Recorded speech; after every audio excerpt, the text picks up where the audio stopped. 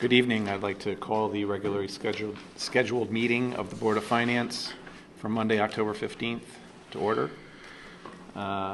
Before we get into the agenda, obviously I would like to welcome back our colleague Ken Gamerman to the table. I had a very hard time relaying all of your notes and all of your comments, but I did as best as I could. Hopefully I met your... Were you faithful? I was faithful. You were faithful. Yes. So it's good to have you back, so you can answer, or you can ask all the questions and make all the comments on your own without my help. So good to have you back. It's good to be back. Good to be back with my friends. Good. I'd also like to possibly have a change on the agenda. I know we have a new business item for discussion regarding elected official salary for registrar of voters. I know both of our registrar of voters are here, and I would like to entertain the idea in the form of a motion to create an item 2.5 to the agenda, which we basically just a presentation regarding elected official salary for registrar of voters, so that our registrar of voters could both present to us, and then we can have the discussion later on under new business. So. Do I hear a second? Second. Okay. All in favor? Aye. Thank you. First item on the agenda, public forum. Anybody wishing to address the board in public forum? Okay. Item number 2, approve minutes of the regular meeting minutes of September 17th, 2018. Do I hear a motion to approve? So moved. Second? I'll second. All right. Discussion, corrections? I know I had a few, but go ahead, Ken. On page 6, we had a 20-minute conversation about interest, and on page 6, the paragraph 1, 2, 3, 4, 5, 6, one down, Mr. Hoey stated that paragraph. I would either like to see that just deleted or corrected, and I would put in there was a lot of back and forth that isn't captured in here that I don't think needs to be in here. So I would vote that we just delete that. I looked at the tape this afternoon. It just got uploaded. It's a 20-minute section, and I don't think that adequately reflects the conversation that took place between myself and Mr. Hoy in particular. It was a deep conversation. So anybody who really wants to see it can watch that 20 minutes of the tape. It's from the 59-minute mark to the 1 hour and 20-minute mark. And I don't think that paragraph adequately covers it. Okay. I would tend to agree that it's hard to paraphrase sometimes when we really go back and forth, and that sometimes it doesn't capture the gist of the conversation. It can be difficult to do. So you're suggesting it's stricken? I would just take it out. I mean, if you really want to, I would prefer to just move on to another topic. But if you want to keep at it, we can keep at it. Otherwise, I would vote to have it just take it out. I don't have a problem taking it out. I'm fine with taking it out. Anybody else have any issues with that? Okay. Let's see. Anybody else?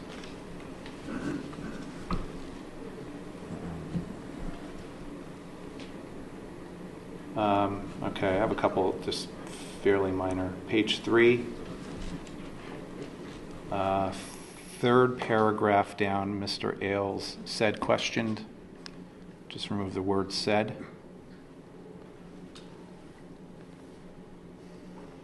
On page 4, paragraph 5, about the middle of the paragraph, just where it starts, it is not possible. It should be possible, not possibly. 2 paragraphs down, paragraph that starts Mr. Bloss. Third line, in addition, the decrease is spread across the grades, so 58 kids over, of course I put, is that 13? Yeah, 13 grades.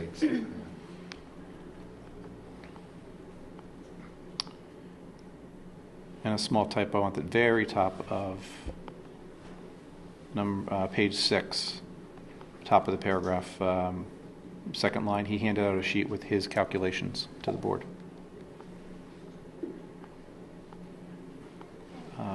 That is all I have. Anybody else? I had, Oh, I do have one more. Go ahead.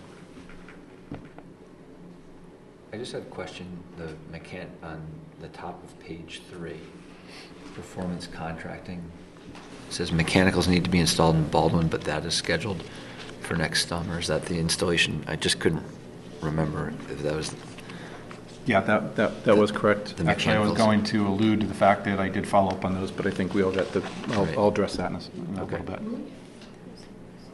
And then a few lines further down in that paragraph, follow up with the sentence, or the line that begins follow up with Mr. Gurnham. I don't know if we want to put Scott Orenstein or Mr. Orenstein in there, just so it's not confused that it's some company or Sure. something like that. Yeah, Mr. Gurneman or Mr. Ornstein, yeah.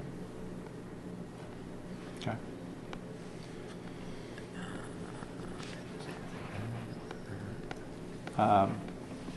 Page 12, bottom, public forum. Right in the middle, he congratulated the current boards for their willingness, I guess we could say.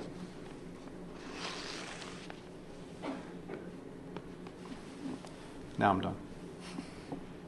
I had one other on page 6, under medical, where it said, Mr. Ailes said August was one of the highest months they've had. That was with regard to claims. Claims. Right? Right. So I just think we should Right. clear that up.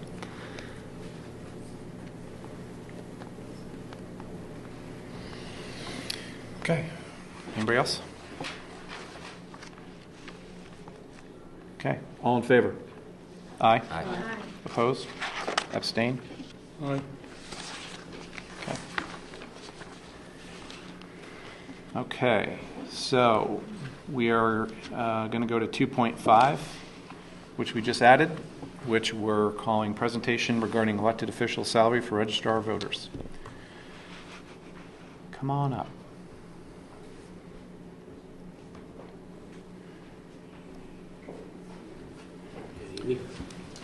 Louise, Gloria, welcome. Thank you for adjusting the agenda. Not a problem. Yes. So as you know, probably it's more in your consciousness than mine at least, you're responsible for setting our salary for the next 4 years because we are elected officials. And our term is up at the end of the year, and the election will be held in November, so, which is why we're here. Okay. Is there anything in particular you wanted to bring to our attention regarding it, or regarding salaries? I was prepared to provide a little bit of history on where we stood, what we've done in the past, and then see if you had any input regarding that. I think I will look to the past chairman of the board to just. I know we have the responsibility of setting the salaries. We have the, I believe, option of increasing or not doing anything at all. But I know the last time you came before us, I believe in 2014, which was obviously 4 years ago, there was a request. I don't know if, I know some of us were on the board at that time. I'll try to make it brief, but there was a period of 4 years that there was no increase. I think from 2010 to 14, the request was to have somewhat of a catch-up increase of 5% in 2014. Actually, let me correct that. July of 2015, beginning of the fiscal year, because we were having this discussion in October of 2014. And then we went from a 5% increase beginning of fiscal year 15 to 1.5 per year. And that went through this past fiscal year. And that was agreed upon by the board, I believe unanimously, back in October 2014. So I was wondering if you had any further information for us. I know in the past we have gotten some idea of comparable towns regarding registrar voters. to compare to. I don't know if there's any information you have regarding that. But I know we caught up, supposedly we caught up in 2014. Of course, things have changed since, but it's definitely something that we need to set. The only thing I was curious about, and I had requested this of Mary Jane and of First Selectman Hoey, is whether or not we have to have a decision tonight. And it's my understanding that because it's a non-contested race, we do not necessarily have to have a decision tonight. I know this was added to the agenda fairly quickly, so we didn't really have any backup information or we didn't have any time to really talk about it, except for tonight. But if we were to wait until our November meeting, we can make a decision tonight and discuss it, or we can table it like we did 4 years ago, which we actually tabled it twice, two meetings, just to get proper information and be able to have a discussion. I think there was one meeting that we didn't have a full board. That's not a problem, obviously, tonight. So, if I don't know if there's anything you want to add regarding your input on where the salary stands comparative to other towns, your thoughts. I think it's very difficult to compare to other towns. Mm-hmm. Louise and I do most of the work. Mm-hmm. Other towns, they have a lot of their deputies doing the work, Mm-hmm. and we just use them right before an election. We do talk to other registrars, and it just goes across the board. One just got a very good increase. But right now, there's our load of work has really increased because of online registration. And I know the midterms are coming, so we get an average about 15 a day coming in on online. Now that probably will, subside after November, but I'm sure it will just keep up because it's very easy now for people to register to vote. Okay. And I know that there was a very large transition, I believe, 4 years ago when everything did switch over. There was a lot of work that was being incurred based on the changes the state was making. So I know it was. And there's That always definitely deserve them, statutes so, and yeah. things coming our way to read and, Mm-hmm. and training, and we have new accessible machines that take more care for us to do. Okay. They're stored in our vault, Mm-hmm. and we have to be out and training on them. So Mm-hmm. even though it's basically the same, we do have a lot more volume and other reading conferences more than we did. It's just gradually increasing. For clarification purposes, I know that I should just confirm how many. I know it's part-time, but I know it's somewhat of an unfair question because the hours go up a great deal in certain parts of the year. What is the amount of hours or average hours worked? Well, I mean, we are open 3 days a week Right. for 3.5 hours. So that is actually the minimum amount that we work per week. And, certainly during the course of the run-up to any election or any kind of voting event, we put in a lot more time. I would also like to reiterate that it really it's a very dicey thing to start requiring or looking at what other towns of comparable size are doing, because it could work both ways.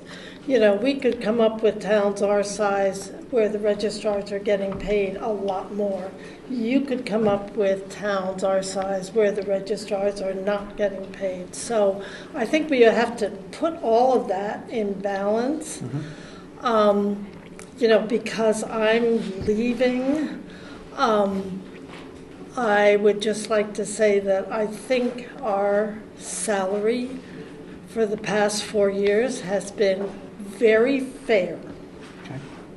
And I would like to see that continued because there is work involved that's not readily apparent to anybody who's looking at exactly what we do.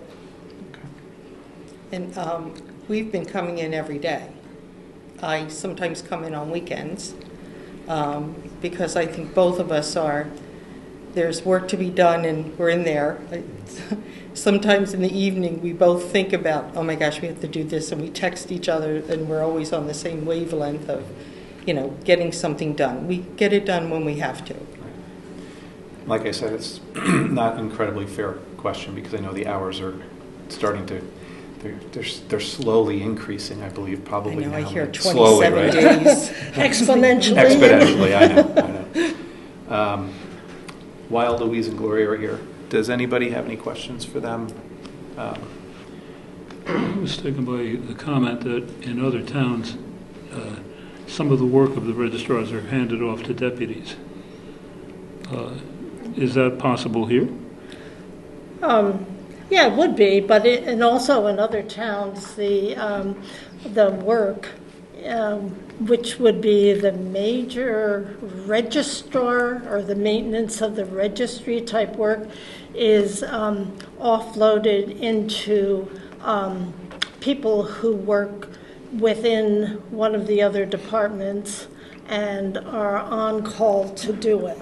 I know Hamden people have a full-time person. Now, Hamden obviously is a lot bigger than we are, but they have a full-time person who handles all the day-to-day registration. We do that ourselves. We could hand it off to deputies, but they get paid on a per hourly basis. So, you're robbing Peter to pay Paul.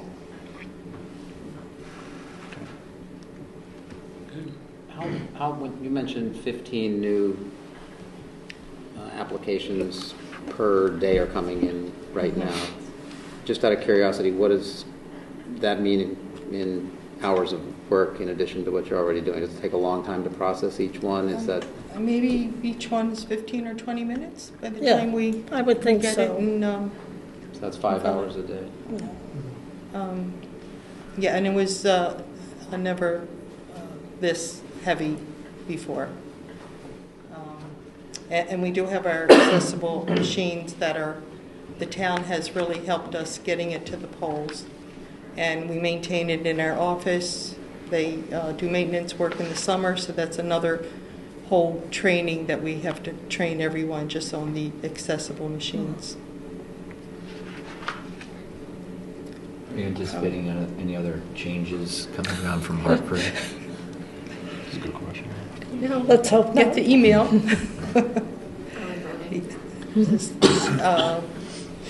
And it is a lot of reaching out to the Secretary of State for questions. Last week, the system went down for 2 days. The state system? Yep. I think they had a high enrollment, so it went down, because they've had over 200,000 people register. So it was a bit overtaxed. Yeah. So. Well, Yeah. they said the company who oversees it was doing an assessment, and somehow that kind Well, of it's a failed. company called BEST. I don't know if anybody knows anything about it, but they were in our system and really causing its performance to drop. And just to clarify, am I correct in thinking that we have to set a salary number? We can't set a number and then pay any sort of overtime for hours worked in addition? It's or a anything like that, it's a right? set salary number. Basically, it'll be based on a So we percentage. we can't do a salary plus whatever. I think whatever it ends up, You're- whatever the number is, it's You're set, a set number for 4 years. We don't have time clocks, so. Right, no, I was just. A reporting I was system just on thinking hours, maybe if there was some way you could pay them more in the election, pay them the salary that they're getting Yeah. plus a bonus in the election season. It's smoothed out think- throughout the year. I'm trying to recall, which is dangerous, of course, but I thought you guys were basically, the job description called for 20 hours a week. Is that consistent with what's in the position description? Well, it's 10 and a half hours a week per person, so 20 and Yeah, there's no really 21. set job or how many hours we need to put in there. we do commit to be open for the public. I may be over my skis here, but. How many, on average, and I think we talked about this 4 years ago, on average, how many hours a week do you think you I actually know. work? And that's the basis for, I think, the way we made the decision, right? Ken? I mean, you know. That's what you were trying to get That's where I was going with the 10 and a half, basically, because it's 10 and a half plus. Well, Yeah. I for one know that it's more than the 10 and a half. Having been in that building for the last 10 months on a regular basis, I see them there much more often. Days, they're in there on Tuesdays or Thursdays in addition to the Monday, Wednesday, Friday when they're normally there. So I think the discussion you're going to is appropriate, is what, how many hours per week are you in the office? Over the course of a year? Yeah, it's, I'm sorry that we didn't. I don't think you need to answer it right Yeah, now. I don't think we're going to make a decision tonight. Right. anyway. Yeah, you don't have to answer I it. also don't Think think about the it. decision should be necessarily based on the hours, because we know they fluctuate so And- much over a period And of we time. also take work home to Right. read it, Right. read it again. I would consider that all part of the thing. Yeah, Now, what is the current compensation rate for the registrars? You mean We for get us? 21,000 plus a year. Okay. it's 22,607. yeah, I had the number. I thought it was 21 I think plus. it's 22. It's in the 22. 22, I had- $67. I couldn't recall from 4 years ago, but I think I was involved. When I looked at Go around. when I looked at the Yeah. part-time salaries, it's 22,067.50 Has, is the number, based on just taking simple math and dividing it by two. Starting last July 1st. considering the Starting a few months ago, right? Yeah. Right. the past year is something of a barometer, has the state required more input from the registrars over the last year? More input, more work? Data? Yeah, more data? Data. In other words, have we gotten any additional? Yeah, any additional responsibilities? requirements? Yeah.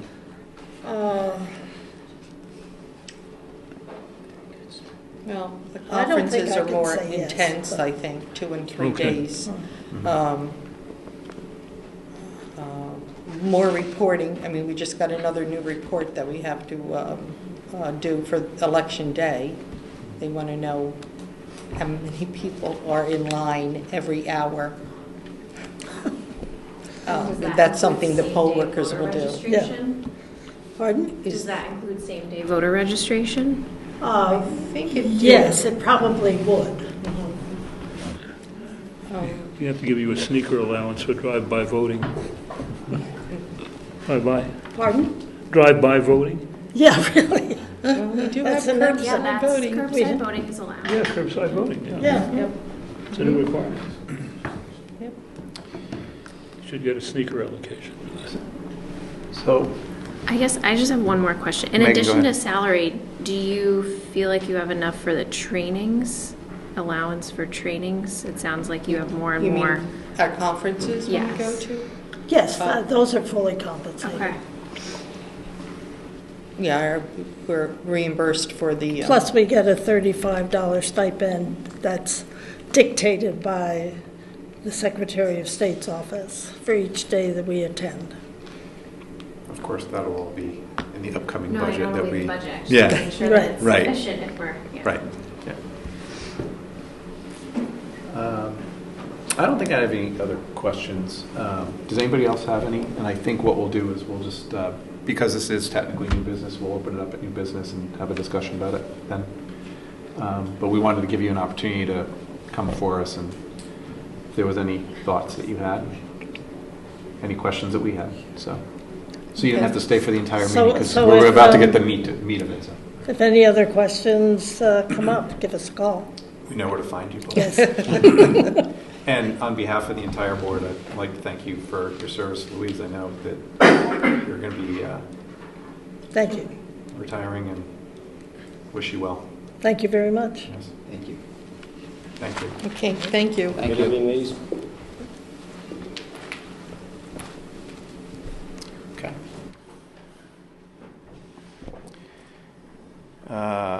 Let's see. Number 3. Item 3. Correspondence. Number 1, Standing Building Committee minutes. So, as of this morning, we're caught up. We have all the meeting minutes. I wasn't sure if we were going to get up the October 2nd meeting, which we did get this morning. So, Tracy, thank you for forwarding those on. It's never too late to get standing building committee minutes. Last night, I realized that there were a couple of sets of meeting minutes that were sent by the secretary of the standing building committee that I thought went to everybody, and I was incorrect. As I was reviewing them, going, oh my gosh, they don't have them. So I sent them last night. Hopefully everyone had a chance. There were two special meetings, one on August 28th, one on September 18th. There was also a regular meeting of September 4th, but we had already all received that and actually reviewed it last meeting. There were 3 items from our last meeting that were reflected in the October 2nd meeting minutes. So rather than go through those, which I had planned to do, I hope everyone got a chance to see the questions and answers from those. I was not able to attend that meeting. And with that, I think I'll just open up to anybody who had any questions regarding special meeting, regular meeting, or the questions that I had raised that were responded to by Cliff Gurnham.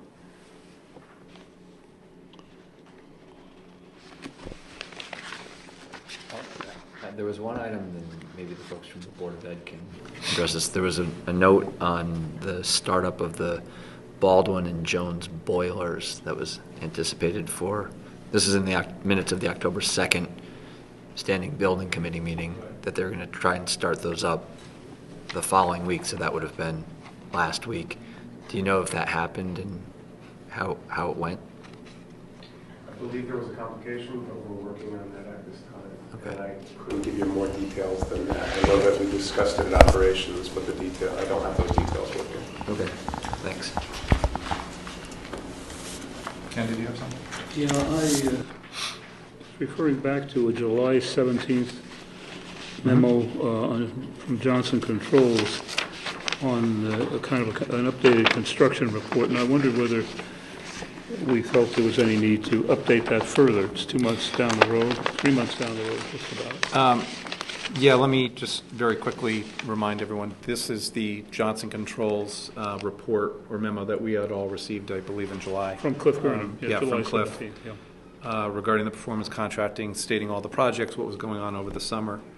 And I guess of all the people to be here tonight to report, I know Ted Sands is here, and you're probably one of the most up to speed on what's going on with the performance contracting. Is there any issues or anything we should know about?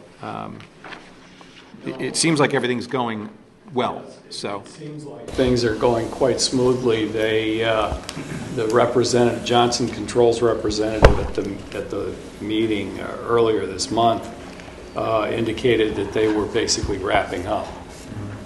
Obviously, there are little, odds and ends here and there, but all the major things have come along. There are a couple of lighting issues where the vendors are back ordered on some of the lighting, and so some of that may have to get replaced. It would probably be during the week, but after school is dismissed in a couple of buildings. But other than that, I think they're coming to the end of the road. If I'm not mistaken, I think one of your questions, Ken, is, which I think you just asked, is an update regarding that list. I think it's just simply we can make a request, or I can make a request to the Standing Building Committee, and specifically of Cliff, and have him just update the memo and where everything stands. So I will do that. It's good that everything is going smoothly, though. So. Can I ask if the solar work got completed? I think that was supposed to get completed as well. At the high school? Yeah. He was supposed to, yeah. I'm curious if we're plugging into the sun. I would want to get a confirmation from Cliff. I didn't come with an update prepared, so I would want to defer to Cliff and get that to you. We can follow up after the meeting. As I recall, the work is done, but I don't believe it's online yet. Okay. It's been cloudy. Oh, it's been a little bit of rain. Cloudy and rainy, yeah, that'll do it. there's, Maybe we'll get there's one some, meeting. you know, Eversource has a lot of things you've got to go through with this. And I don't think that it's actually online yet, but I believe He's saying it'll be completed this week. it's complete and the construction. Okay. Good enough. It does also look like a lot of items are going to be coming off the agenda, Oh, yeah. which will be good. Oh, yeah. It means completion, so. Yeah, a lot of the projects are closing out. Yeah. Anything else on standing building? Okay. Pension? It was quite the short meeting. Yeah, I have a question. Go ahead, Ken. On pension, on item 4.2, the search for respondents, the search for a financial advisor, they're down now to 5. What is it? I wonder if they might be able to report to us on what the criteria is for selecting the financial advisor, what the final criteria is. They're down to 5 people. Actually, they're down to 2. They had They're down to 2 a people, fund, makes it even better. and around last week of the 5 that they had selected, they whittled that down to 2. The selection is based largely on the criteria established in the RFP. We'll be happy to get you a copy of the RFP so you can take a look at it. And then there are some at the table who have financial backgrounds. It's basically discussing strategies and largely reviewing their performance over time, what they've done with other municipal pension plans, what they intend to do as the markets continue to move and change. So it's largely around strategies and their comfortability with performance. But we'll be happy to get you a copy of the RFP so you can take a look at what the formal criteria is. And Were they uncomfortable with Wells Fargo, or did Wells Fargo choose to? we can't comment on that. They whittled their list from 11 down to 5 based on the presentations that they received from the 11 vendors. And that was a review. That was a review of their submitted materials. We're still in negotiations, so we can't comment on the particular proposals. Yeah, I would say this is no different than any other professional service auditor. It's either just it's time to look, or I don't think it has anything to do necessarily with performance. The committee has So been talking about going out. there were some changes too with them. Right, but, And that but was- that didn't have anything to do, they've been talking about this since before I even started here. So Okay. they were working to get their policy statement Right. in place, and that took them quite some time. And as soon as that was done, that was their trigger to move on to the RFP. The changes with Wells Fargo just happened to coincide with that. It had nothing to do with the Okay. decision to go out. Good. Thank you for the clarification. It's good. Good. Yep. So we'll forward along that RFP so you can take a look Yeah, at would it you like- as well. Would you like a copy of the RFP? Take a look at it? Okay. Okay. That'd be great. I also think it might be beneficial, and I apologize since you don't have all of the materials that were presented at the pension committee meetings, and we will send to you the status of the current participants in the plan based on whether they are on the defined contribution plan or the defined benefit plan. And you'll see, we typically track 5 quarters, Yeah, I I think think it we is. provided that just a couple of months That had been ago. provided, I thought, over Yeah. the summer. There was some sort of Yes, I think we've recently provided that. Right. It doesn't It was a- change very often. it was a bar but we graph, can wasn't cer- it? It's a bar graph, Yeah. yes. Yeah. So we can certainly supply that to you as well. That would be good. No, I have a question too, Mr. Chairman. It's okay. You want to take it? Go ahead. Yeah, this section of the minutes caught my eye too, and specifically the RFP. And it says here the current contract is 25 basis points plus advisor fees, and that some of the submissions are between 5 and 10 basis points plus advisor fees. So are we kind of looking at a better deal, or the advisor fees are getting a little higher and in balance, similar? We're looking for the best deal we can get for the pension fund itself. If we can minimize the cost to manage it through our financial advisors, that just means there's more available to the fund. As with any RFQ process, the fee proposals were submitted in separate envelope. So the proposals were first vetted based on their written proposal as opposed to their the dollar amount, and that came into play after it had been whittled down. So fee obviously does play a role in the decision, but service is as important as well. So in a standard RFQ process, that's how it's done, and that's how this was conducted. Music to my ears. They raised the question as to whether there might be exit fees involved. Has that been answered? That was Ray Bauer's question, and at this point, we haven't. I don't think we finalized whether or not there are exit fees. We do not believe so.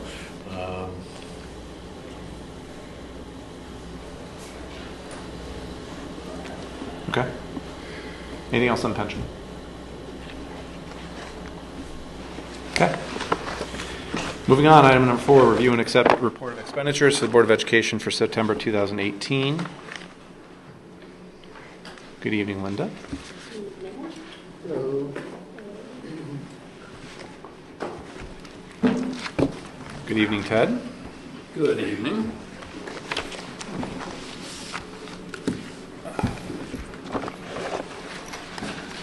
So I guess we'll start off with the financial report. Right. Okay. The floor is yours. Well, as you see from the report, the expenditures for the month of September were $5,028,883.39. Year to date, this is fiscal year starting June as opposed to the calendar year. Fiscal year to date expenditures through September for 2018 were $11,326,309.19, and the comparable number for 2017 was $11,743,890.57. Let me make a couple of general comments about the month. As you may remember, when we start the fiscal year and when school starts up, we incur quite a few expenses that are right at the start of the year. So some of this is front-loaded.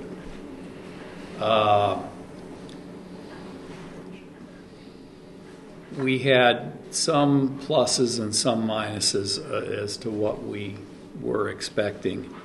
The timing issue probably resulted in less money being spent this month than would be expected in a normal month. On the other hand, our expenditures for special education services were substantially higher than we had projected. And this is a trend which we are watching very carefully. I would also point out to the board that starting in September, we are incurring some unbudgeted items relating to the existence this year of the private school here in Guilford. And we are providing bus service for the Guilford residents who are going there, and we are providing a nursing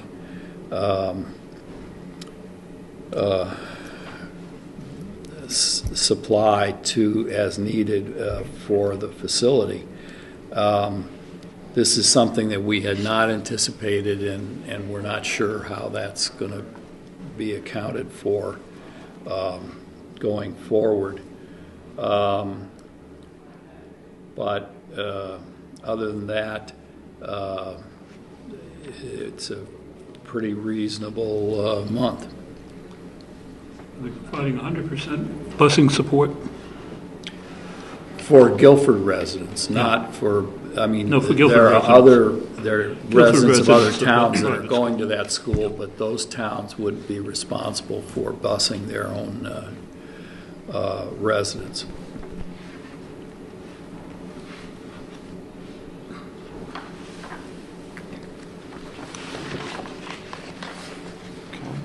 Do you expect any changes, excuse me, in special ed, like, or is it too difficult to tell if it's going to change much? You know, I think it's a little early to know.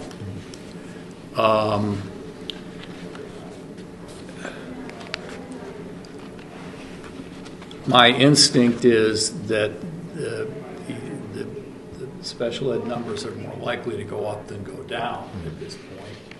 But there are a few situations which are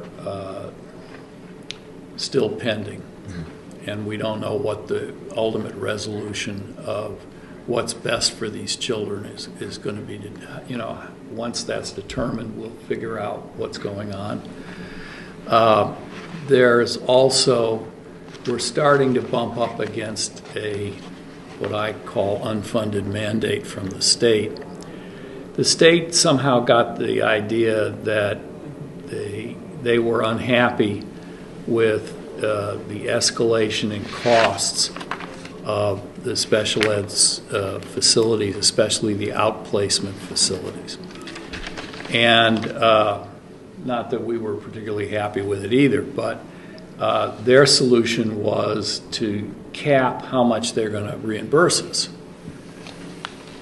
which puts us in a very difficult position, because if a particular school is determined to be the right place to educate one of our students, then that's what we're going to do. But if the state says, well, that school's too expensive, we're only going to pay 60% of the cost of that one, if you went to this cheaper school, would think about it, that's not the way that's not the way the whole process that we do works. And so it would appear that we're going to be getting less and less reimbursement from the state, which is not a surprise. As you know, they were supposed to reimburse us 100%, then it was 90%, then it was 80%, now it's 70%, and there's talk that maybe it goes into the 60s. They just keep backing away from this, and it's very frustrating. This is just another example of their trying to get out of paying for their share of the special education costs. So we have already, our actual student count is 5 over what was budgeted, right, as of now. Is that On right? the 21. on the private, On the Yes, private. on the private. and one on the Actually, public. And there's 3 more in that yellow shaded area that Those are the pendings are Those pending. are the pendings. that you were just alluding to. Would be considered private as well, so Right. adding those to the 5 that were there. So that puts us 8 over what was budgeted for private, 1 more for public, and it's only October. Yeah. As you can see, we're already projecting almost a $500,000 deficit in tuition. So we're already on the wrong side. Well, and unfortunately, transportation follows the tuition. So, this, as I say, this number is likely to get bigger, not smaller. I wonder whether we wouldn't be wise to over-budget tuition each year. We tried. No, I think we kind of hold the line, or sometimes in a moment of euphoric anticipation, think it will go down. But I would submit it would be wise to project this with increase each year. We try to budget responsibly. We look at the students we're aware of, and we build in a reasonable increase. it's just very hard to predict what a reasonable increase would be in any given year when the N is so low. The changes that you see in front of you represent new enrollments that are completely unpredictable, as well as changes in student status, which are also often unpredictable. So, I mean, for example, we knew that there were students that were going to age out of our Right. program, and so we can take that into account. But we can't take into account if a family moves into town and one of their children is, in need of these special services. The difference in cost between a special education student and our customary students is so great that one or two changes really does affect our budget. Yeah, for as long as I've been here, I mean, I do not remember. I mean, this is a big swing this year. Yes. I don't remember being like this last year. Being a big swing like this. It's not the biggest swing that we've ever seen. It's not the biggest, but it it's was early to see a swing that significant. Yeah, this is Always a swing. So it's but it's also been to the better. Yeah, I mean, I can't agree more that it's a number that fluctuates so much. It's frustrating, but at the same time, it's our responsibility. Yeah. And there's absolutely nothing you can do about it. And I think that a lot of times we talk about tuition and these numbers, and we all know it's the right thing to do. We all know we have to do it. We have to We're do not. it. We don't want to send children someplace where they're not getting the services they need. No. So you deal with it, and you find the money in other places. And some years we're going to be okay, and some years, this year right now is trending, unfortunately, in the direction of okay, it's going to be more because we have more services to provide. Yes. But these numbers also reflect, these numbers also don't reflect the steps that the school system has taken to increase the number of students that we're keeping in district in the schools. I mean, there's been a lot of steps taken over the past Yes. 7 years. Still an overall reduction in the number of students who are being outplaced. Right. It used to be in the 30s. Was it It not? used to be in the 40s. 40s. Okay. So that is my question. We have tried to provide competitive and quality services right here in-house, probably doing it at a little bit better rate than some of these private outplacements. And have we done that analysis? Have we seen that it's working? I know the effort's been there. We've got great programs. We're seeing students stay in-house because they're good quality programs. But have we really looked at our overall effort and said, you know what, it's been worthwhile? Yes, I would say that you're exactly right. We provide a higher quality product by being able to keep our students in school, in addition to reducing time on buses, travel time, and allowing those students to build relationships with their neighbors in the community in which they're going to live post-graduation for most of them. So it is a better service. We have begun to see neighboring communities begin enrolling students in some of those programs, and this year we are in fact for the first time reaching out and encouraging some of our neighboring communities to take advantage of the capacity that we have created, and for that we would then be charging tuitions. I want to be clear that we don't think that's going to offset the deficit you see in front of you. But we are providing a quality product. Our alternative high school, for instance, is drawing high schools from around the state to look at what we've created and to see what we've done, and they're modeling similar programs in their high schools. And some of the more local schools have placed students in that alternative program. So, hearing that we're doing that is something that I think is just exquisite for the town and for the students. And, if you think we need special ed, just walk a mile, in the shoes of a parent of a special ed student. But, I do want to know some numbers. I want I'm on the finance board. I want to see, hey, it's working. We're spending this much for in-house teachers and special ed instruction, and it's... That's something that I think budget season we get those charts and those numbers, and I think again that we're going to get that same information this year. I'm trying to recall, right? I've seen the one with the chart that's showing, hey, trends. we probably Yeah, would we have showed been the on trend about chart. this curve, but we think we're more on this curve. And, we saw a difference there. We can certainly bring in the staffing numbers. Yeah. I have said over and over again, and what we've done every year is we've particularly tracked the tuition, the transportation, and the special services. I very much hesitate to break out special education staffing because we do not staff our schools that way. Regular education teachers carry a certain load of instructional responsibility for special education students. Special education teachers aren't prohibited from interacting with students who don't have special education needs, particularly if we're trying to intervene early to avoid needing to identify students. And then when you look at the entire section of our staff that would include school counselors, school psychologists, and social workers, it gets very hard to tease out how much of their time is committed to the 11% of students who are identified as special ed and the 89% of students who aren't identified. I think we've had this conversation. We have had this Right? conversation. And it is complicated. We can But- certainly but give it you would those be- numbers. I can give you a staffing report that would show all of the teachers hired into those categories. Yeah. I just get nervous when you say all of these teachers are here just to service the special education population. That's not accurate, just as it's not accurate that our regular education teachers don't service the special education population as well. I think the broader point is, if it's working, Yep. just double our efforts. Keep moving in that direction if we're sure it's working. I appreciate that. All right. Mr. Chairman, can I to a point that you just made? Sure. About we always find the money in other lines to.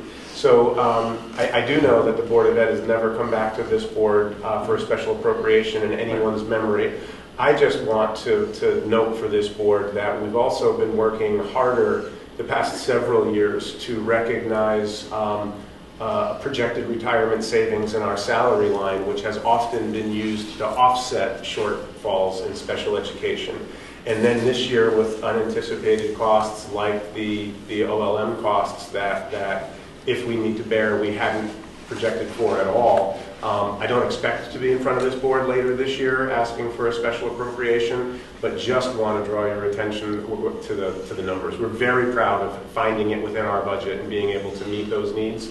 But every year as we I think that our budget last year had how many dollars left unspent at the end of the school year? Just over 5,000. I was going to say, it was in the between So, 5 and 10, yeah. But see, what's the cost? By doing it that way, there's a shortfall somewhere else. So we have already informed our principals that we have a freeze on any non-essential spending. We've already informed Mr. Gurnham that scheduled maintenance items need to be frozen. So exactly right. We've always... Kick the can down the road on the maintenance again, and we're, Well, so we've done really well not creating a liability by doing that. But this year, right now, we've already told him, and we're not out of October yet, that he needs to focus on us. Now, if we come through a mild winter, then we would be able to release some of that to him. If there are changes in the special education number, we would begin releasing dollars back to the principals. But at this point, I appreciate the note that we've always found it, but I'm beginning to get more and more concerned that we'll continue to find it. You might just have to be more creative this year. Thank you very much, Mr. Chairman. Yeah, sure. Okay. Yeah, go ahead. How do we, I don't really like talking about the small numbers because can we talk about this number versus this number? Can I bring that up? So the residential line, do we have a complete shift in, I don't know how specific we can get, but we had 2 last year, but we had budgeted 2 people at $200,000 and we ended up with 3 at, and I assume that's a net number here, right? That's net of the excess cost grant, this 200, or this one here that when we do this budgeting? Yes. I do So want to... the apples to apples goes, it's tripled. We were off by a boatload, basically. So I do want to be really careful about talking about specific numbers of students who may be and what type of placement, because that gets dangerously close to becoming identifiable. Right, that's what I was saying. So we don't have to talk about it. So the quick answer is that it is such a small N that a swing of even 2 or 3 individuals could easily miss by a significant order of magnitude. And To me, it looks, and I might be completely wrong, it looks like we have 3 new and all going to an expensive place.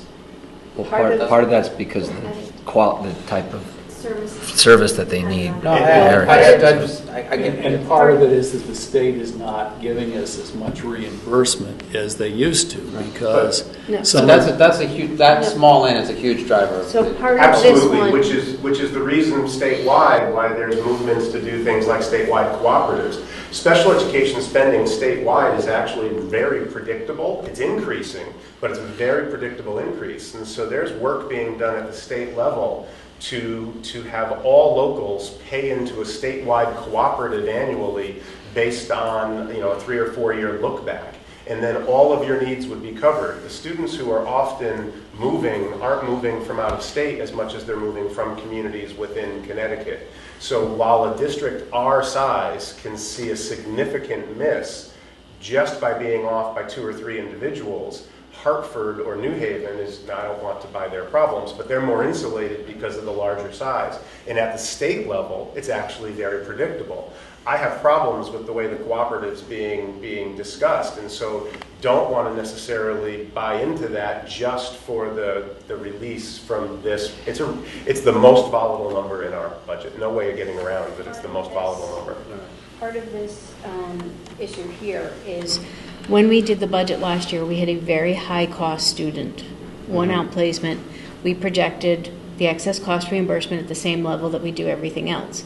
This is one of the ones that was capped. So instead of being a $550,000 outplacement where we pay the first $80,000 and then the state's supposed to pay a portion of the rest of that, the state capped it and said, no, we're not going to recognize the whole $550,000. We're only going to recognize just over $300,000. So we lost excess cost reimbursement.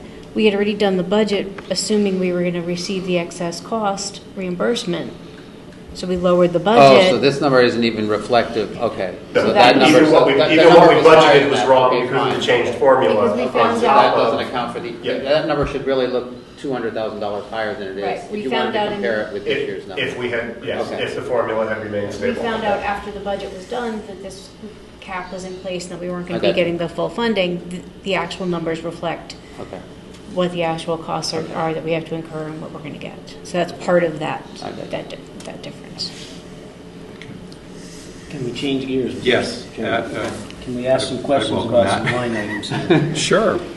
We'll be happy to leave that subject alone Yeah. for a little while. Yeah, did you have something that? Yeah, if it's all right. I'll Yeah, go ahead. ask Go a ahead. couple questions. Yeah, go ahead. I kind of wanted to ask about the capital equipment instructional and maybe the upkeep of the grounds. They seem to be running pretty high this early in the game. So capital equipment instructional is where the items for the technology lease are purchased through, and we pay them up front, and then we get reimbursement back all from the front-loaded. technology lease.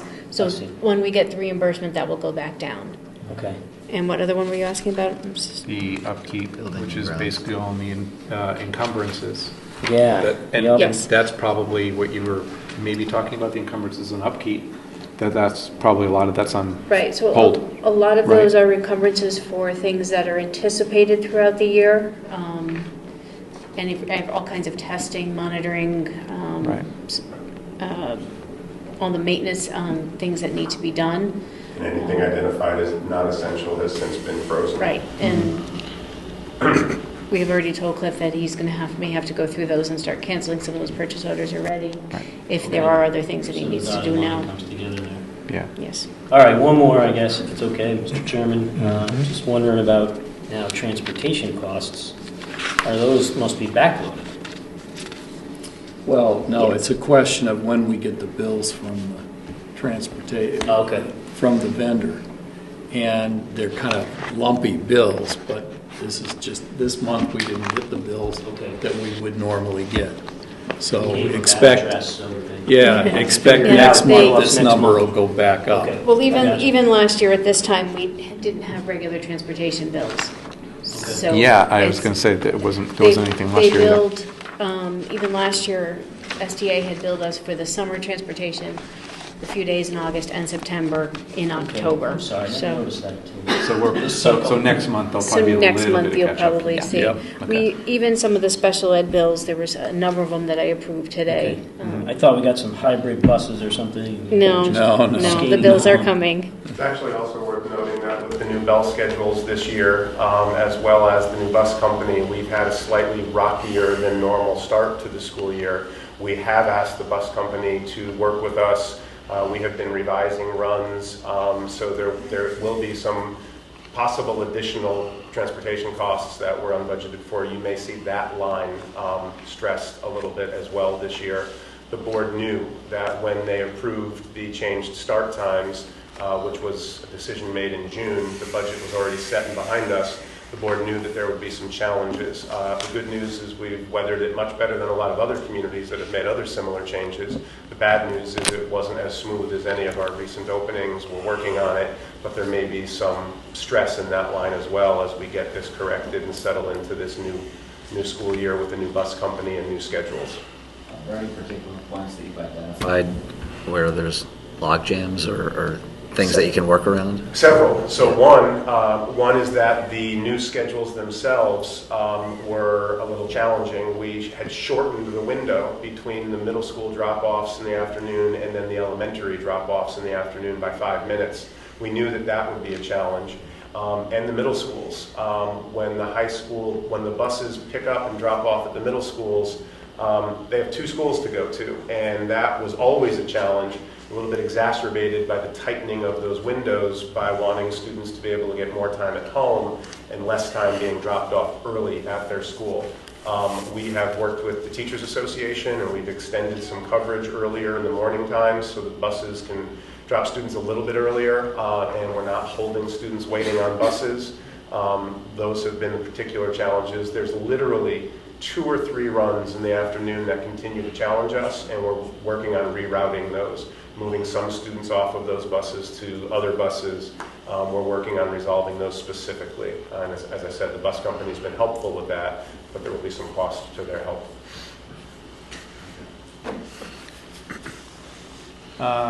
Enrollment, I just wanted to touch on that because October 1st is the day or the date of the official enrollment. 3292, and that's a decrease. Decrease from last year of 70? It's a decrease of 70 students over last year. When we built the budget, we were predicting a decrease of 75, and the reality was we decreased by 70. The interesting number to me is that for the new high school, we completed a 10-year demographic study, and that study showed the projected declines that suburban communities around Connecticut were anticipating after the recession in 8-9 and declining birth rates. We are currently 310 students above where that demographic study has placed us, while neighboring communities are tracking along that sort of number. So we are declining, but we're not declining as much as we anticipated, and we're not declining as quickly as a number of our surrounding and like communities are declining. It's the high test scores. I like to think it's the happy environment. Or both.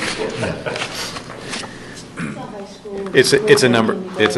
Yeah, we added full-day kindergarten, we changed our special education programming, and we added a high school after the demographic study was completed. And they were all noted as variables in the study, so we knew that they were going to have an impact. It looks like they're having a positive impact in insulating us against the other enrollment declines that like communities are seeing.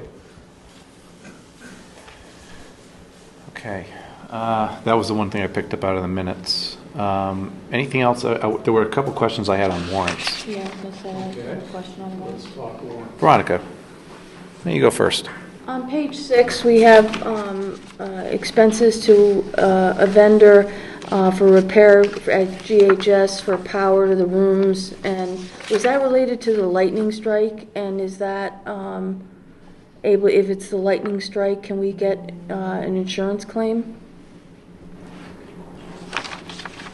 Page 6, electrical contract. Second one down. Yep. Second line item. Yeah. I don't think that was related to the lightning strike, but I will double check on that one. And I know they were looking into filing a claim for the insurance, but last I knew they were still trying to confirm that it was in fact a lightning strike. I don't know if that has been confirmed yet or not. I will follow up on all of that for you. And then on page 1, there's a warrant to was $4,095 to Alice Training Institute for facilities web training. What is that? So Alice Training is training that we are doing with our teachers in collaboration with the Guilford Police Department. It is intruder response training for teachers. So it has to do with lockdown protocols and any response to an intruder in the building. All of our staff members are doing a web-based training this year, and a number of teachers are doing a higher level actual simulation training that will be coming later this school year.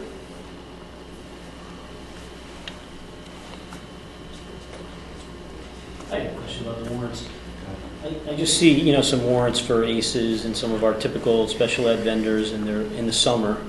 I just wondered, how much of a program do we have going in the summer for special Not a ed? big Or one. are these just bills that are just due for ahead of time for enrollment in September? Or? So the It's okay if bills, you don't no, know the bills that offhand. are here, the ones that you see for summer are for students that are the outplaced ones. We do a summer program at one of our schools for our in-district students. But most of what you see billed here is for the outplaced students that require a year-round program. Okay, that's what I was curious about. Is it year-round? I never really picked up on it before, but... Yes. For most outplaced students, it is. Okay. If I could, I'm going to work backwards. Page 10. There is an 18,000 Adams Roof, National Roofing. It's about the 12th one down, National Roofing. Just wondering what happened at the Adams Roof. Was that just a regular repair, or? I don't remember exactly. It obviously wasn't something that was bonded, so. It wasn't You're saying it was, or wasn't? It was not an It emergency? wasn't anything that happened catastrophically. Okay. I just was curious on that amount and at the Adams Roof. On page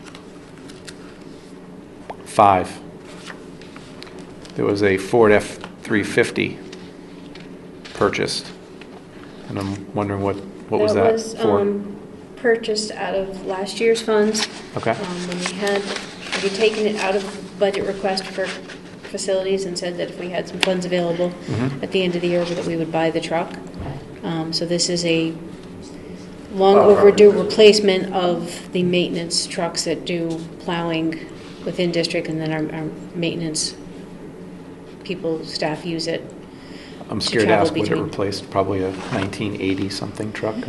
Or, Those trucks were bought prior to, I mean, this should last for a while, This being. is the second vehicle They we've were- Okay. purchased since I've been here, and the last one was a hand-me-down from the Department of Public Works. so Okay. it was a undersized Ford pickup that was not meant to It's do a the plowing substantial that it truck, does. and I'm hoping it'll last for a while, and knowing the way we take care of our vehicles here, we'll be fine. But I just was wondering what it was going to be used for. So it's basically plowing. Plowing and then General maintenance. vehicle, General and maintenance. then plow truck in the winter. Okay, and then just one more. On the next page up for, I think it's Blocksy? Blocksy. Blocksy. Classroom is- management software. Yeah, So so I'm it's- excited to talk about that one. I'm glad I brought it up.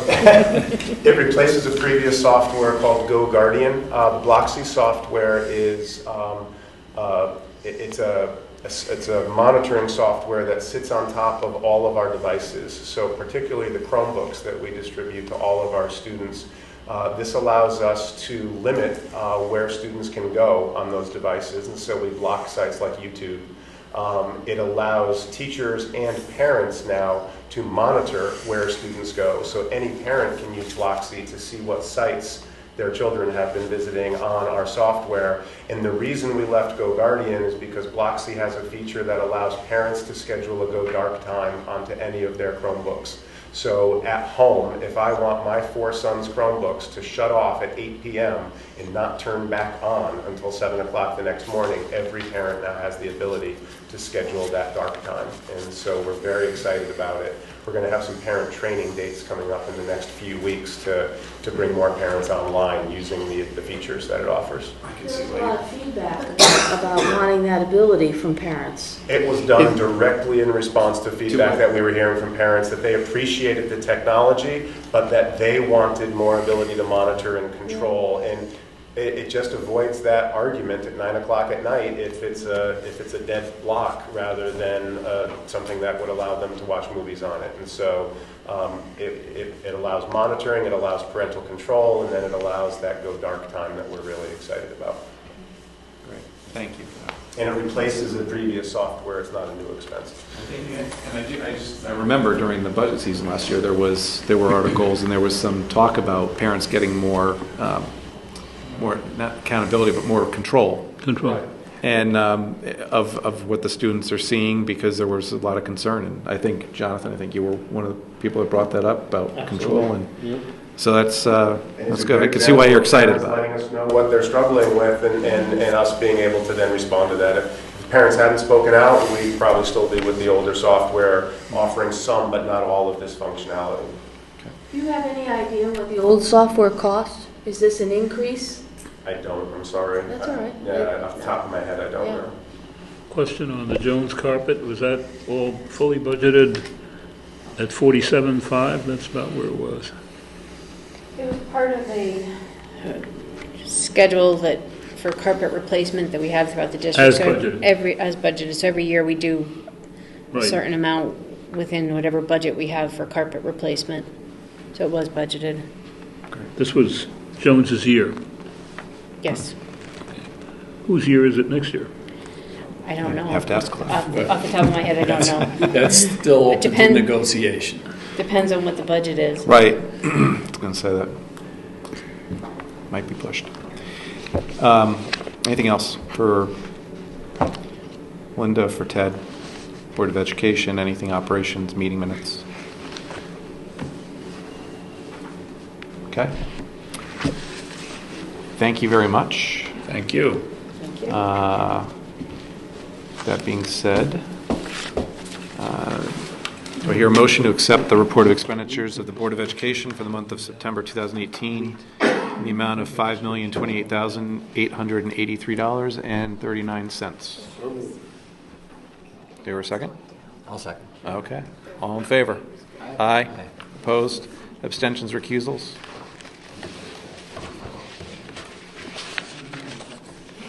Okay. Item 5, review and approve report of expenditures for town government for September 2018. Mary Jane, good evening. Good evening.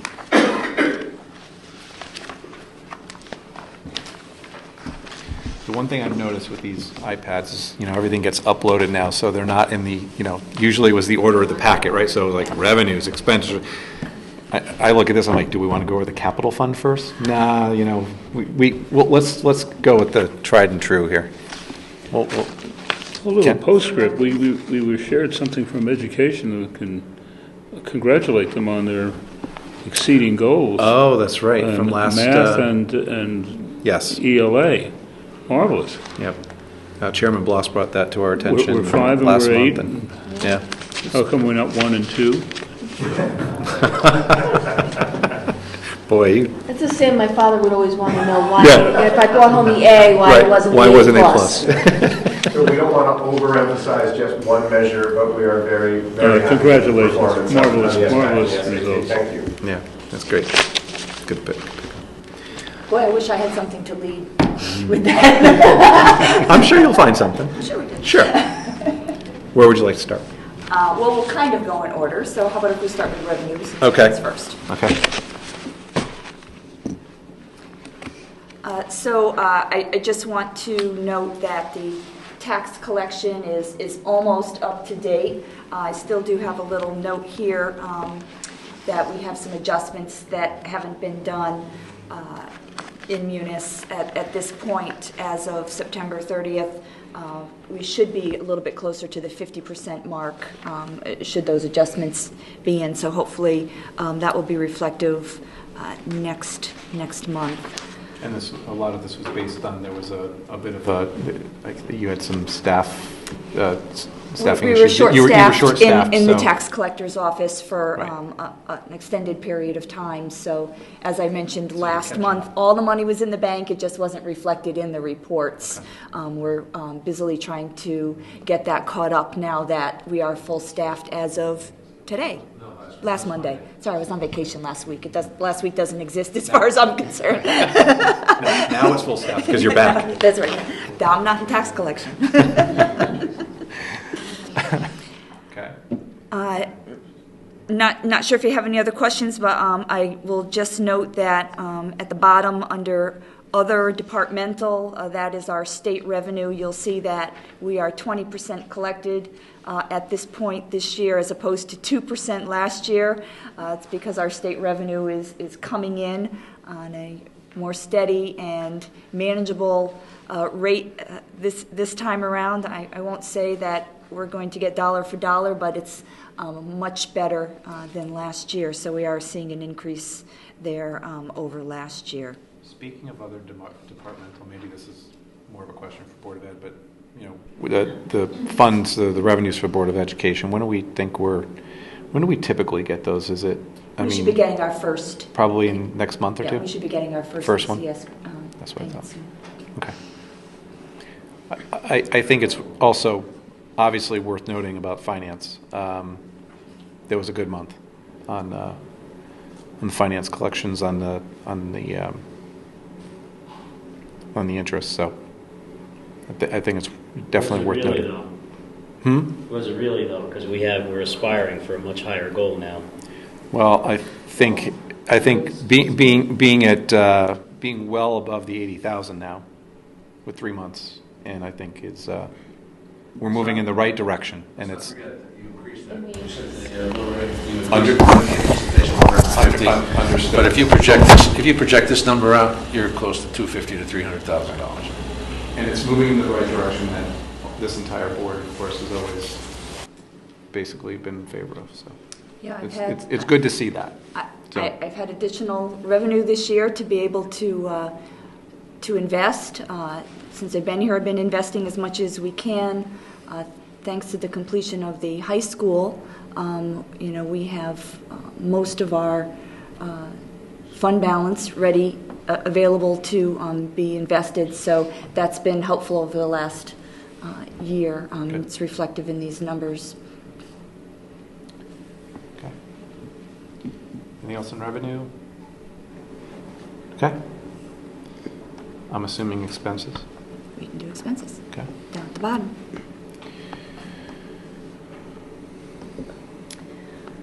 I want to note that I did send just today an updated expenditure report, so hopefully you reloaded. All it did was it corrected the total percentage in the 2017 column. So I just reloaded it now, so it's probably good, right? So if you go down to the bottom of that first page. No, that's the old one. So it just updates the numbers. So if you look this year compared to last year, this year on the town side, 42.61. Last year was actually 42.8. The numbers are down one. Yeah, the numbers are. Okay. So it was just corrected. That was there. One line item I'd just like to note is the selectmen's expenditures are higher than normal at this time. In that number is embedded the contract for the land use audit being done by Bloom Shapiro, which the money will be coming from the committed funds for technology based on a motion of this board. So at some point when that contract is complete, I'll be coming back to you for a transfer. So although it appears high, it's because that money is there currently unbudgeted. I'm not sure if you have any other specific questions on expenses. I only have one. Okay. A little scared to bring this up, but golf. Golf. Mm-hmm. What I was looking at this, and I totally understand, by the way, that the revenues were down on golf, and I think anybody who's a golfer knows not a good year for any golf course across the Northeast because of the rain. That being said, And just the question I had is in the line item of water for expenses on the golf course seemed to be trending higher. And I'm not sure if there's something It was high last year as well, and we actually increased that budget because it tends to be, it tended to be budgeted low, so we're continuing to look at that. If you can remember, this is the first, this would be the second year that the golf course is in our budget, so it's, right. We're looking at those numbers a lot closer now so that we can bring that budget more in line to true expenditures, and water happens to be one of those line items. It just seemed to be, anybody who would obviously be looking at this year with the amount of rain we've had, seems a little bit odd that the water would be high. But if the budgeted amount was lower and it's not quite in line yet to what it should be, There was also I guess a I could rate understand increase by that, but- Connecticut Water Company. I'm sorry? There was a rate increase from Connecticut Water Company. Oh, well, yeah, that's true. Okay. Anybody else have any questions? Other than that, I didn't have any. I just have Go one ahead, Ken. question. I saw a headline on the patch, this is just a yes or no question, that said that our legal expenses for Simon the dog were 35, somebody requested this, that it was, I think, $35,000 is what the headline said. Is that an accurate number? Yeah, that's, we supplied those as a request at the behest of several requests for FOI materials, specifically on legal expenses. And so and that would be outside of our that's legal expense outside Outside counsel. of in-house counsel, you're absolutely right. Is it resolved? Pardon? Is that number going to continue to grow, or are Oh, we? yes, we aren't done yet. Much to my chagrin. It's up to the state now, right? Pardon me? Yeah, it's currently at the state level. There was a hearing that had commenced on, it was the end of August. Was not concluded that day. It's now a matter of public record. We were invited to attend a meeting with the Department of Agriculture on a mediation session with a dog owner. However, there were some conditions associated with that meeting, which were, there was a gag order on it. The other side promptly broke that gag order and then filed suit in federal court against the two principals at the Department of Agriculture for violating their First Amendment rights by requesting the gag order on that meeting. Needless to say, we showed up for that meeting. The meeting didn't take place. It was a Monday morning after they filed the suit on Friday evening or afternoon. And we are now, I think it's either the 30th or the 31st, we'll go back into, to conclude the hearing that the Department of Agriculture started in August. More than you wanted to know. Yes or no. It's supposed to be yes or no. More than you wanted. Yes or no for me. Anything else on expenses?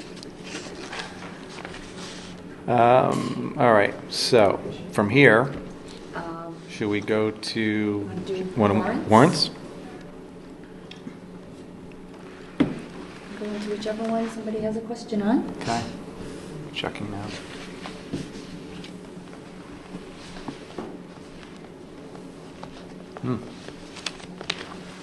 Anybody? No, I'm good. Now, I had something.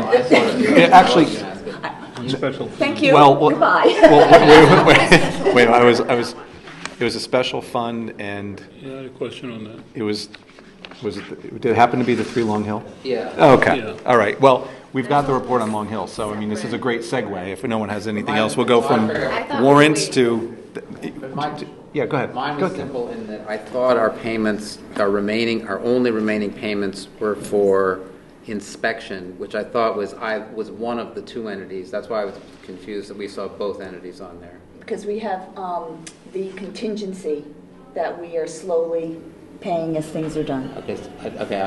I was under the impression that we were all done with everything I'm sorry. but the inspection. So that's my bad on that thing.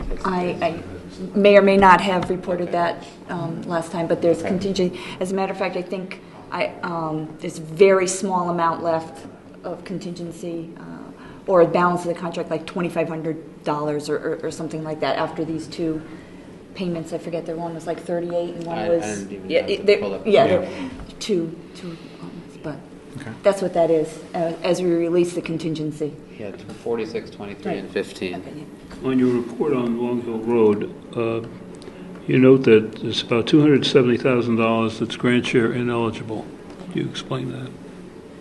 At this point, ineligible expenditures are items within the contract that might have gone over or under, and we will be discussing with the state on making those adjustments as we complete the project. So we still have to go back to the state on those. So they could be They could be eligible. Right now, they're listed as ineligible from the state standpoint, so I have that as a column so that, you know, it shows that, but we're hoping to be able to recoup some of that because for those reasons. Why do they say it was ineligible? Well, you know, we have to give them quantities for different items and different budget lines, and as those go over and under, we have to go back and request changes.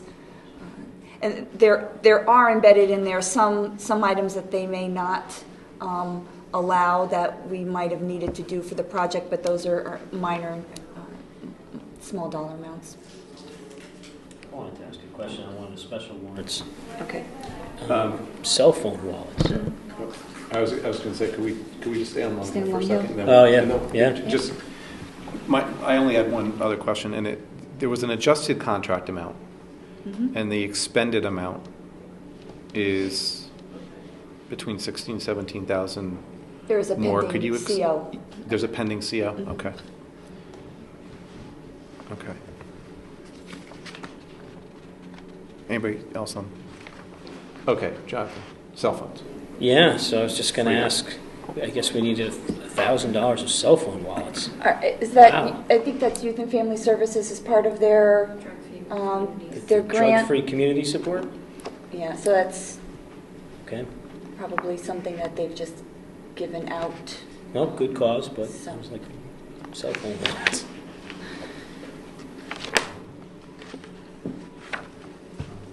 Ken, did you? One last item, Okay. since we have all the experts here. Guilford Public Schools, undistributed receipts, about $7,000. Is on a weekly warrants? Weekly warrants, yeah. Okay. It says pass-through from the state of Connecticut. It's a grant, it's a pass-through for the state grant, adult ed co-op. Yeah. So that's money that comes in through the town that we give to the, Okay, it give comes to the through school the- system, It's a conduit. pass-through. Okay. It doesn't flow through our budget, we put it in undistributed receipts because it's not really the town's revenue, it goes to the school. Anything else on warrants? Let's go to the capital funds. Okay. Thank you for the updates. As much as I read into these, I always have some difficulty trying to figure out what the balances are. And I did notice on the multi-year school capital projects, I believe on the other one, there were totals. Which one you want now, Mike? Subtotals? Yeah, so there's the multi-year just- capital projects, which are, basically the town and then the schools. So it's the first one. They're both dated 10/15, I think, so. Yeah, but there's one Yeah, that's 216. 216 and So 217. 216. Okay. 216 is a school, And- 217 is a town. And I guess it'd be a little bit easier, I think, if there were subtotals. I hate to be a little bit picky on that. I have no but problem with that, the- these are how the reports were No, pre-programmed before, and I've just been following along. You can easily add a subtotal to that. Right, and I know that within a bond, there are changes to each project. Some of the line items don't get expended and it gets moved to another, but as long as it's within the same scope of work. Are there any of these that you would comment on in terms of where they stand? Are they coming off? These are all the active ones, but do you foresee, or does Cliff foresee, any of these school capital project bonds coming done? For example, the very first one, which is the 11-12. Yeah, There's not much in a balance on any of those. Correct. So. A number of them are coming off. What I don't have here is Fund 214, which is an older fund. I've provided a couple times, but there's been no changes because they are some of the older, or all of the older bonds. So we've been concentrating on looking to close those out. So you'll see that coming this year. I have communicated with Cliff on each of these to see where they stand. To be honest, I don't want to give that information. I don't have my notes with me, so I don't want to comment on that. But I am in communication with Cliff regarding all of these projects, specifically at the time when we're getting ready to bond, so we know what funds we need and which ones we can close out going forward. So we will be closing out a lot of the old ones. It's my goal to keep that up so we don't have some of this money lying out, and we're not supposed to be spending within a few years after we bond anyway, so right. There's no need for the town to have them open. Okay. I've been saying that for a long time. Yeah. I've been working with our bond counsel for the past year, putting all of it together. We have a sample resolution to move forward the next round of resolutions that we come forward with. What's helpful about these, just to clarify, you get to see what the budget amounts are. Where it gets complicated is where there's shifting of the monies. And you see that within a lot of the bonds, and it can get a little bit difficult to track. And you try to figure out, well, where did this project go? Why isn't it used? Oh, well, it got divvied up and allocated into these other projects. Well, that's the second column. The second column is a transfer within the authorization. Yeah. So as adjustments are made, the selectmen have the authority to do that. Right, absolutely. Mm-hmm. So that's my only comment. So you can see there's a lot of them in the earlier ones, or the oldest ones. Right. That's when we really start to shift as those projects get completed, right. And less of a shift in the more current ones. Okay. So you shift the money around within the authorization, right? What if the whole authorization closes out and there's some kind of surplus? Is there a default for that? Does it go back to principal?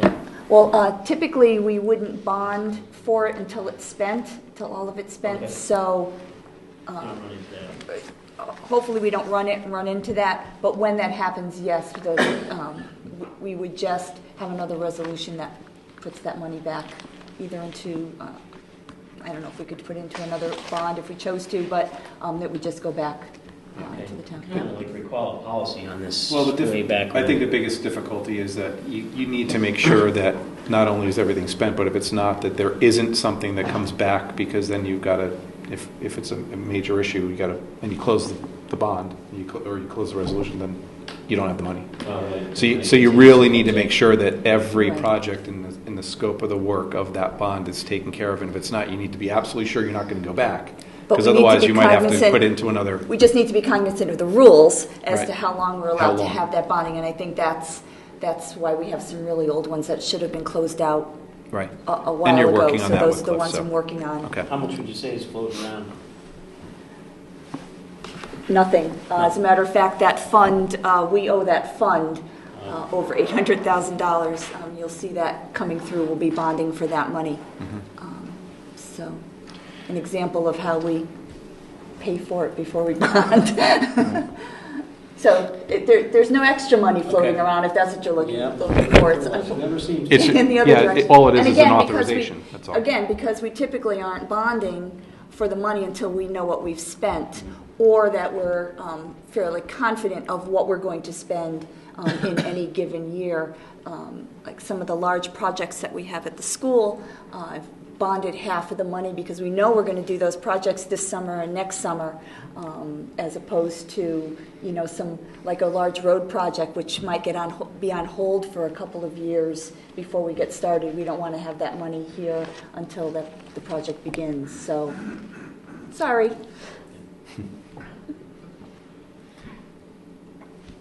Matt? While we're on capital projects. Sure. If I could bring your attention to on Fund 217, Inland Road reconstruction. At the Board of Selectmen meeting this morning, we authorized, board authorized me to enter into a contract with Summerhill Engineering Firm for preliminary design documents for the Nut Plains Road, State Street to North Madison Road.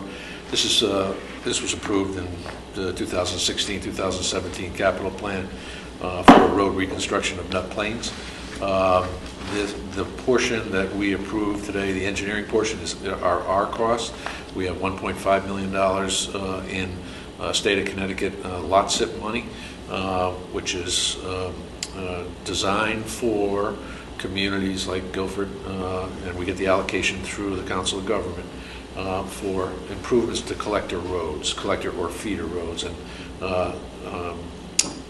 Nut Plains between North Madison and State Street is considered part of the collector or feeder system.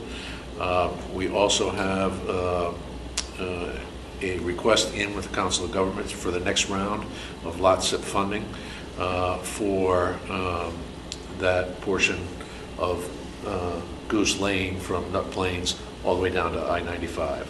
So just wanted to bring your attention. We're starting to relook and activate these projects, which have been sitting dormant for a little while, owing to the fact that we now have, we've turned over our engineering department, have a new town engineer on board, and are ready to move forward with some of these projects. There's a budget of $760. Correct. Right. These are preliminary engineering designs. Okay, this is phase one. We go up to the state, they approve, they come back. We go to full drawings. So we're comfortable that the number you see there will cover our portion of these projects. I guess my confusion is I see the 760, I see available balance 127. Right. We have we had some original engineering costs associated with that. I need to take a look at the expenditures on that.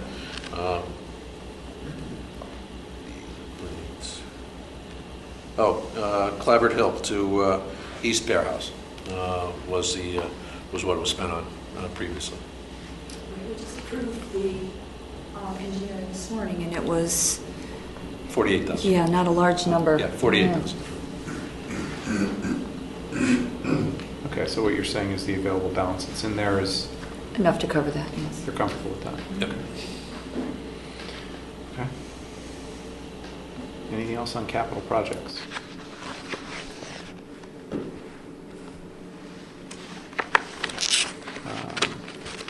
Okay. Medical. So I guess we're back to normal. Yes, we are still looking into the increase in August. I did not have an answer when I back today, and was unable to follow up with them for that. So we're still looking into that. But yes, as you can see, September is more in line to where we expect to be. If we had not had that large increase at the moment of claims in August, we would pretty much be budget neutral this particular year. Anything else on medical? And I think that covers everything for the town, right? Did I miss anything? Yeah, and the I have a question. Go ahead, Ken. A warrant that skipped by me. Oh, where would you like to go? Special, regular, or weekly? Regular, weekly. Okay. I just bought $141,000 worth of materials for chip sealing. Is that our annual purchase? That's part of our summer program. Summer yes. program. That's the annual purchase. Yes.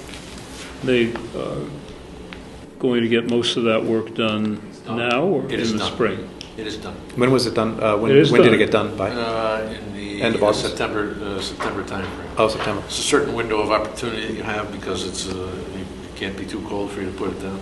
Right. Yeah, we're just seeing the bills coming through this month because the work was done last month. And I also wanted to make a comment on the VNA. Because I see that we, VNA. on VNA, because I see that on page 23, we appropriated $8,500 for them. Is that an annual contribution, or is that one of a series of payments to them? I'd have to look at What does it the- fall under? Is it under, Visit- that's what I was- Visiting Nurse Yeah, no, it's under Association. Human Services. Page I'm- 23. I'm assuming that's the full amount. I'd have to look at the 23. budget itself. Well, I can tell you, they do wonderful work. Yeah, it's From under personal human services, so experience, that's the budgeted I amount. wanted to endorse what they do. You know, and at $8,500, it's a bargain. Giving them kudos. I wanted to give them a kudo. They There you deserve a kudo. Well, while we're on the warrant. Sure. But at what cost? Page 44 at the bottom. Conveyor chains for the Department of Public Works. Do you know what those are? There's two of them. They add up to a little over $7,000. I was just wondering if it was a piece of equipment or a part to a piece of I just equipment. was looking at VNA. That is the full annual appropriation, just a one-time. It is the annual. Mm-hmm. Sorry. Sure, down at the bottom. Page 44, down at the bottom. I think it's the bottom. There's two of them. Two items, conveyor chains that total up a little over $7,000, and I was just wondering if they were if Under it was road maintenance new winter. equipment, or what exactly it was. I don't believe it's new equipment. It might be replacement chain Okay. for the equipment, but it's not necessarily a new piece of equipment. Okay. Okay, anything else? Thank you, Mary Jane. Yeah, I just want, the expense summary was loaded today, Mhm. so it should have come up, maybe not. For most of you, I just but want to not make sure the Ken. number showed over here is right. Yeah, okay. That's because this is loaded in from this back. Yeah, and this was loaded just today. Okay, so, And I gave you a yeah. copy of that this evening. So with that, do I hear a motion to approve the report of expenditures of the town for the month of September 2018 in the amount of $7,197,889? So moved? Second. All in favor? Aye. Opposed? Abstentions, recusals? Okay.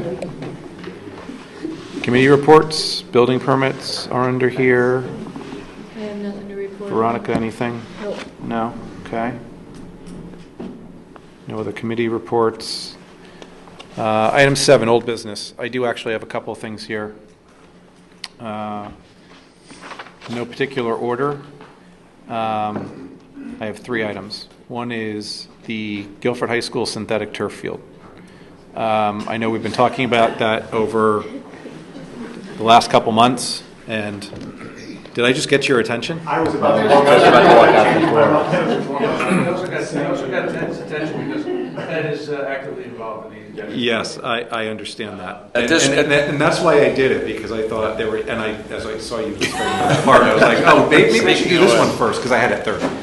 All I was going to mention is that all of the contractors and vendors that are involved in this are now, it's basically gone to mediation, and there's a mediation meeting. Pre-litigation mediation. We've agreed on Yep. a mediator. We have an internal meeting on the 26th to outline and discuss our strategies as it relates to how we're going to work through the mediation. And more than that, I can't share with you. Right. That basically was just for letting the public know on this board that there is progress on it, but it's Yes. obviously going to take time, so. That was it, that's all I wanted to bring up, so. The other items have to do with the Bloom Shapiro efficiency study update and the Safe Streets Mobility Task Force update. Yeah. So.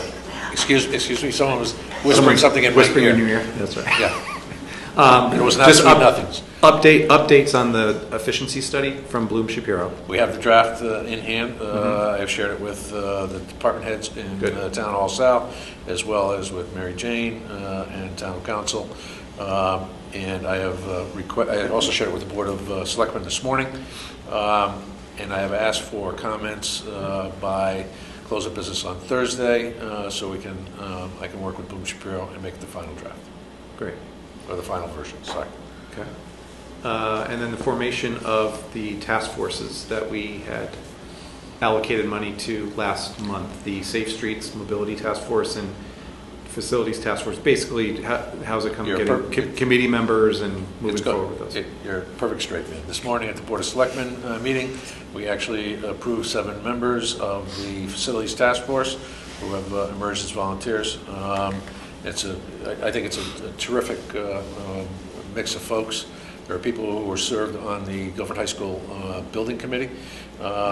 John Ireland, who I think many of you know, who used to have a business, a facilities planning business, was a principal in a firm. So I'm thrilled. Gary McKelney has agreed to serve as chair. Here's the list: Gary McKelney, John Ireland, Bill Mulligan, Barbara Casey, Robert Hartman Jr., Siobhan Towers Bennett, and Jason Marchant. So it's a good group. It is a good group. Yeah. Gary was working already. As soon as the meeting ended, he is working already to get a formation meeting together to set the ground rules in terms of meeting times, etc. And we already have in place a charge to the committee that details the various steps. First, obviously, is data gathering. Second would be interviewing every department head and looking at short, intermediate, and long-term goals. This could be an 18 to 24-month process by the time we get through with it, and a full set of recommendations. One of the significant initiatives that they have been charged with is the Public Works slash Park and Rec facility down on Driveway, which most of you know is in a flood zone. And this community at some point will be faced with making a decision on what to do with that facility long term. That decision may not be this year or next year, but I think we need to start planning for it, particularly those of you who are not climate science deniers. There was some pretty disturbing information that came out last couple of weeks about sea level rise. This community has already accepted the fact that sea level rise is a fact of life. We embarked on the 3 road elevation projects several years ago, and there are some who are saying we should have made it 3 or 4 feet higher, based on some of the things we're seeing. So we're moving forward quickly with that program. The other task force, on last week, we sent out emails to, I think it was about 16 or 17 people who had expressed interest and reached out to the Selectman's office about participating in the Guilford Safe Streets Mobility Task Force. We asked for confirmation of their interest in addition to filling out the standard form that we use for boards, commissions, and task force. We've gotten about 7 or 8 respondents back so far, and lo and behold, there have been a couple other folks who have come forward and expressed interest that weren't on our original list. So that one will probably, we're hoping to be able to pull that together by sometime in November. Thank you. Thank you. Anything else under old business? New business. Discussion regarding elected official salary for registrar of voters. So this is where we're going to have further discussion regarding what I put in my notes here as background provided.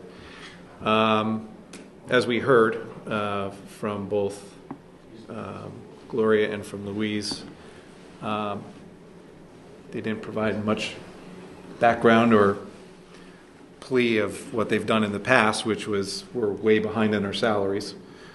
We need to catch up. It was actually somewhat comforting to hear that they, or at least Louise said that they felt it was fair, what their salaries were. The catch-up was fair.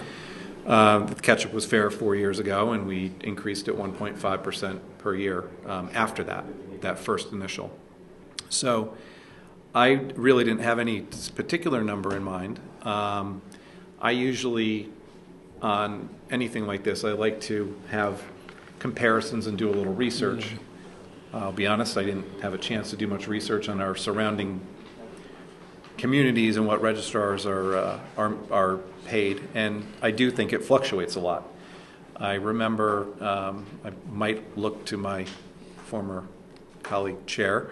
I don't believe we had ever really received any registrar of voters comparison information 4 years ago. I think it was just, we felt. We did. I think we was did. it on the registrar of voters that we did? Yes, I think it's not out of line to ask them. We did have some data. We did have some data. We actually. Do you have some data? Because one of the things I was going to ask is if we didn't have data, that we could get some information so that we could deliberate. Now, again, my biggest concern was when we have to make this decision because of the election. We're not going to meet again until after Election Day, but I feel comfortable based on, as long as it's not, anything in charter or regulation, that because it's non-contested, it doesn't matter who's going to be in that office.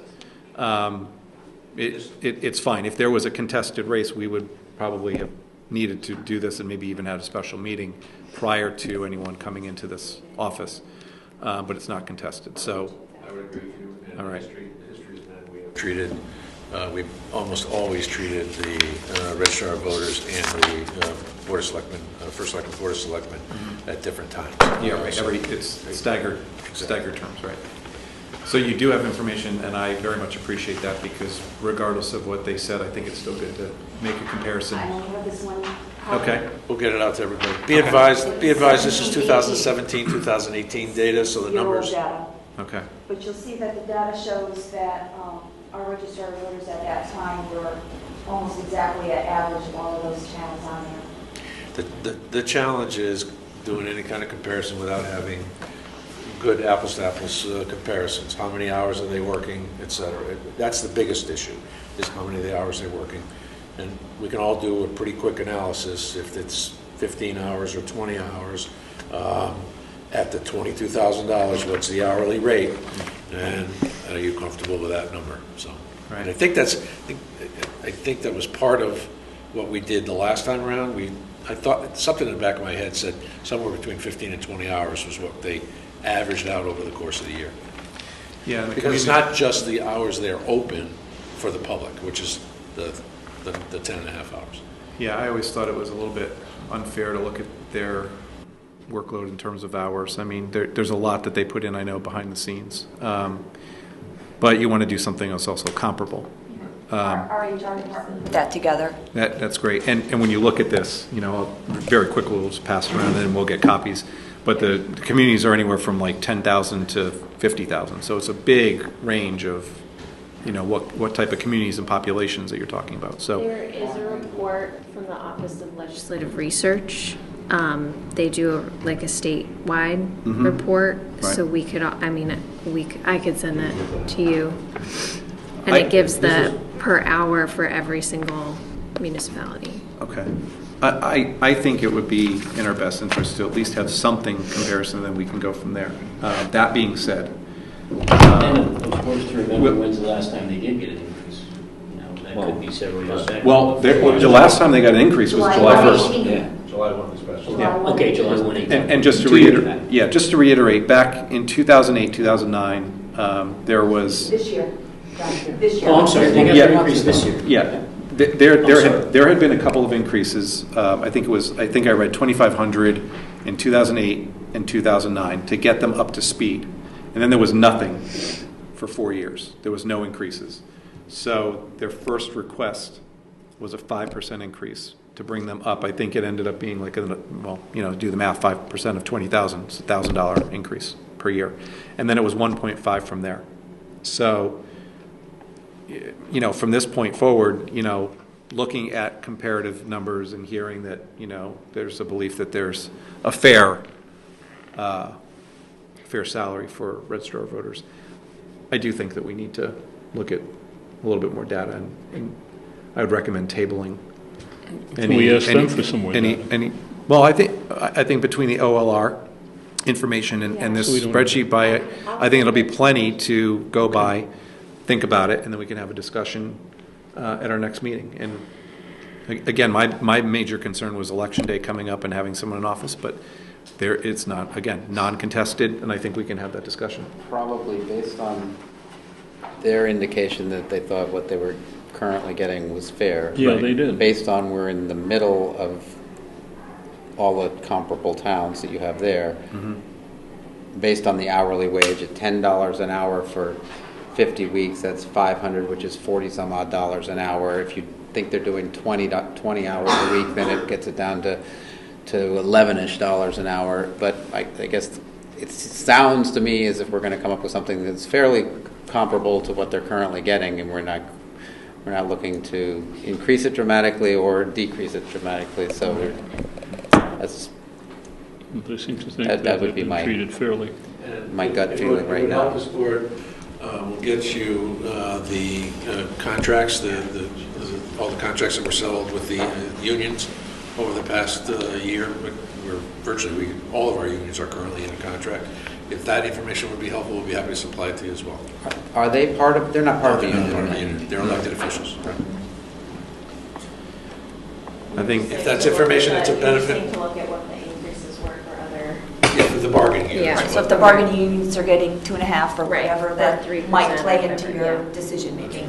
I think on something like this, It's the most reasonable more information we have is compare, better. isn't it? And so I think we collect all the information and then we have it on our agenda because we'll table it. We'll put it on for old business. Yeah, We'll come ask from my you to bring generation. that together as well. That would be fantastic. They have that. Yes, I know he would be. One day we'll get there. One tape. I move that we table the. Okay, yes, I was going to ask for that. All right. All righty. What'd she say? All in favor? Aye. You have to be on one tape. Opposed? You'll fill in those words right there, Trace. She's got it. Item 9, public forum. Okay. With that, do I hear a motion to adjourn? Move we Move to adjourn. adjourn. Okay. All in favor? Aye. Aye. Thank you. So wait for Michael to get up. We had to make the tape.